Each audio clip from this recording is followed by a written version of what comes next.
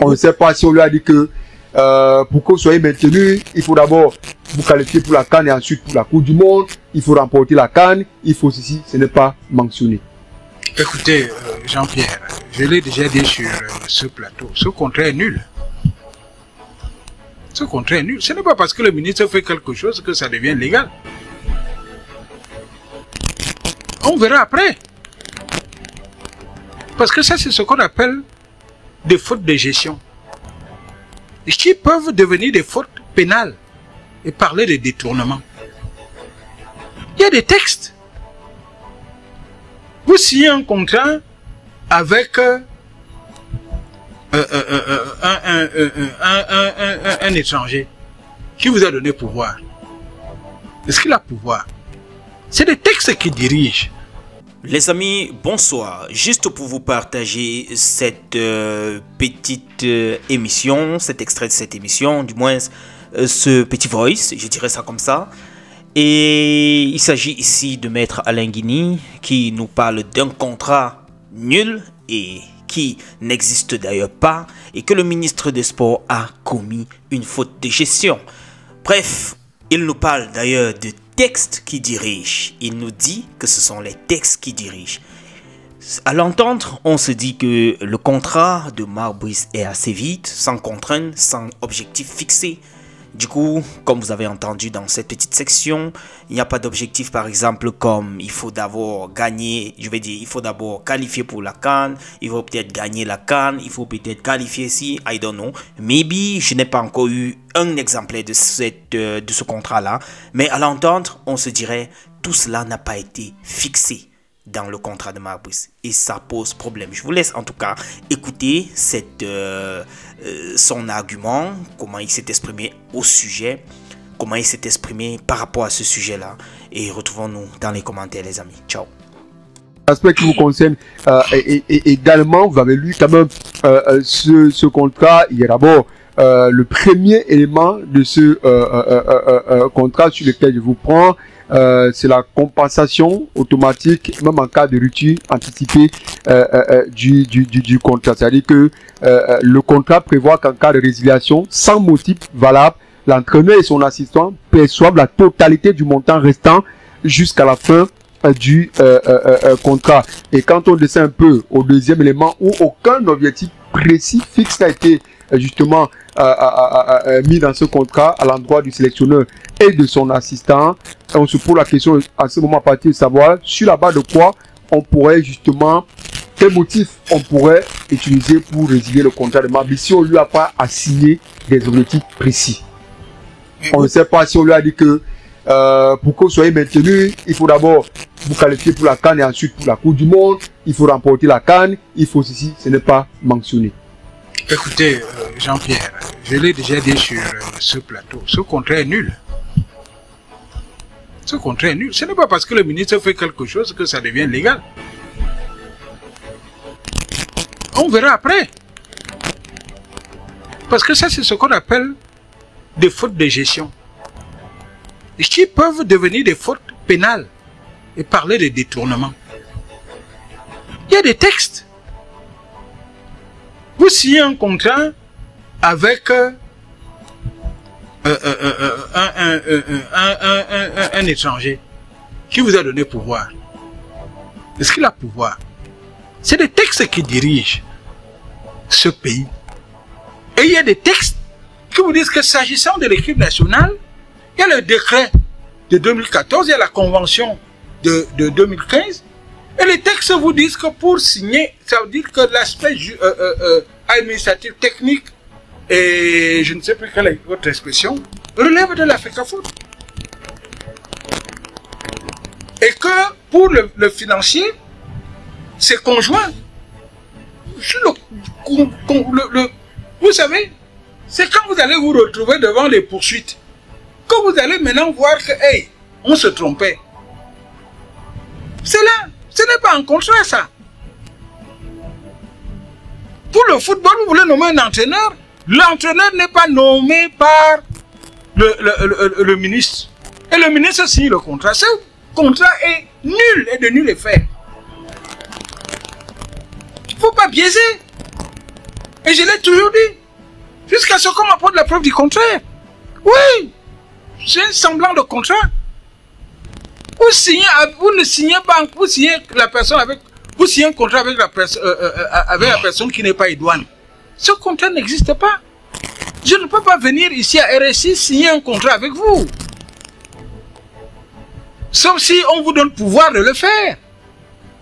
Et si je le fais, le contrat, ce sera pour nous. C'est une affaire entre moi, le combi, et l'autre. C'est-à-dire que vous pouvez aller au TAS. Au TAS, vous dites que non. Il n'avait pas pouvoir. C'est juridique, hein, c'est très simple. Donc, ce contrat-là, il m'est difficile de le commenter parce que on dit ceci, on dit cela. S'il y a mal donne, c'est ce qu'on appelle une tolérance administrative. Mais ce n'est pas fondé sur des textes. Parce que les textes sont clairs. C'est une tolérance administrative. En cas de mal donne, vous-même vous savez là où vous irez. Vous savez, c'est la même chose qu'il y a eu avec l'équipementier là.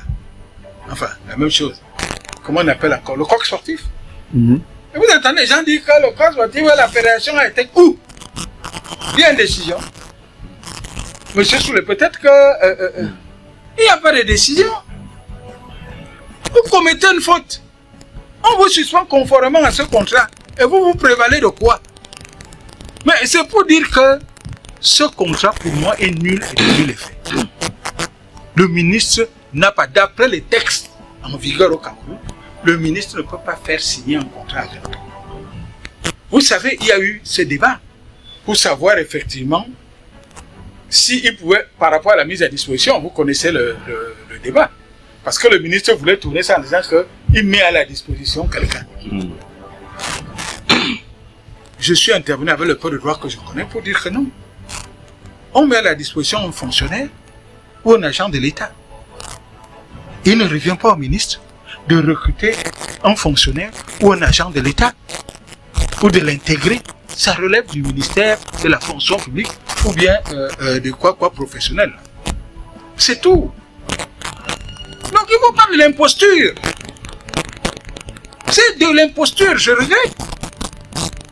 Le ministre ne peut pas signer un contrat avec l'entraîneur, sauf s'il va faire, parce qu'il y a des textes. Quand vous dites, quand vous arrivez au tribunal, il m'a été souvent donné d'assister certaines personnes au tribunal administratif. C'est votre quotidien. Au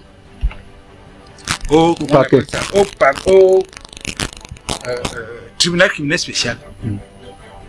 On vous demande, oui, comment, je ne sais pas si c'est le ou Aurélien qui disait, c'est pas parce que le ministre que tout va passer. Maintenant, il y a des gens qui devant vous dire les textes. Vous commencez à dire que j'ai devant vous dire les textes. Qui vous dit que c'est vous qui devez payer? On regarde l'argent qui est sorti. On constate qu'il y a des dizaines, peut-être même des centaines de millions. On vous dit que qui vous a dit que c'est vous qui l'avez nommé? Oui. Qui vous donne le pouvoir de nommer? Ça veut dire qu'il y avait un problème et toi a fait ceci et toi a fait cela.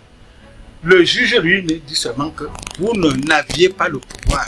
Donc tout l'argent que vous avez mis à payer à quelqu'un qui était supposé ne pas être entraîneur, parce que c'est vous qui l'avez nommé, vous allez payer ça de votre propre poche.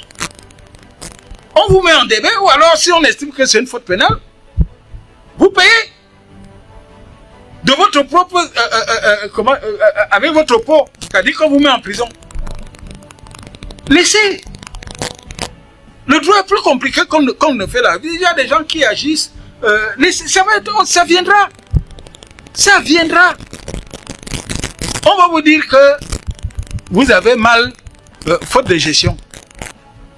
La faute de gestion peut être qu'on vous donne l'argent pour acheter un stylo, vous allez acheter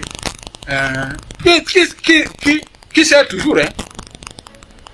On vous dit, voici 10 000 francs. Achetez un sac pour vos services. Et vous allez acheter, je ne sais pas trop bien quoi, un micro. Non, c'est qui n'a pas nous dit non. On vous a dit le sac. Pour demander, acheter le micro, il fallait demander une autorisation spéciale. Le droit est compliqué. Laissez les choses se faire. Je vous dis que ce contrat, quand on parlait même de démission, ce n'est pas un contrat, on ne parle pas de démission. Il travaille où? L'employeur de ce monsieur, c'est la FECAFOOT. C'est clair.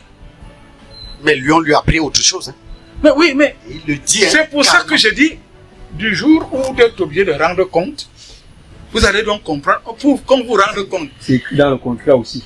C'est pas qu'on lui a seulement dit, c'est écrit dans le contrat. Quand on vous demande de rendre compte, on vous demande des textes.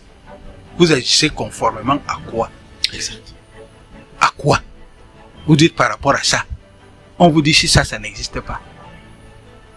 Dans le contrat, on lui a dit, il ne reçoit d'ordre que du ministère de l'Éducation physique. Et tout dans mon contrat, on interdit au le ministère de l'Éducation physique. L'accès aux vestiaires. De l'éducation, pas physique, l'éducation et quoi, ministère des Sports, éducation physique. Éducation physique. Il n'a pas pouvoir de nommer un entraîneur. Les textes sont clairs. Si vous voulez qu'il nomme, demandez au président de revenir sur le décret pris en 2014. De modifier. De le modifier. Et maintenant, vous revenez. Tant qu'il y a ces textes-là et la convention, moi, je me garde de dire quoi que ce soit. Rapidement, en une minute, un commentaire sur ce...